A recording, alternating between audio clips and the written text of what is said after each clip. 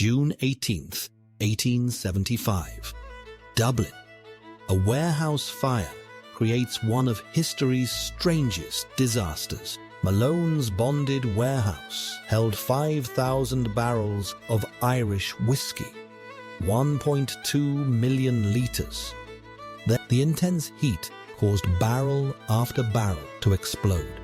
Burning whiskey began pouring out, flowing down the cobblestone streets like a river of fire, 6 inches deep, snaked through the Liberties neighborhood.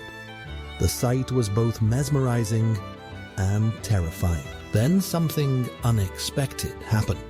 Residents rushed into the streets with cups, boots, pots, whatever they could find. They scooped up the burning whiskey, some to save it, some to drink it. Chaos erupted across the neighborhood. The whiskey was undiluted, cask-strength, far stronger than normal. People drank directly from the streets. 24 people were hospitalized for alcohol poisoning. 13 never recovered. They died not from the fire, but from the whiskey.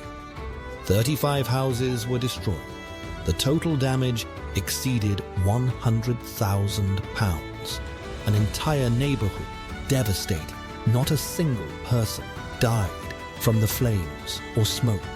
Every death came from drinking the very thing they tried to save. The Great Dublin Whiskey Fire remains a haunting reminder.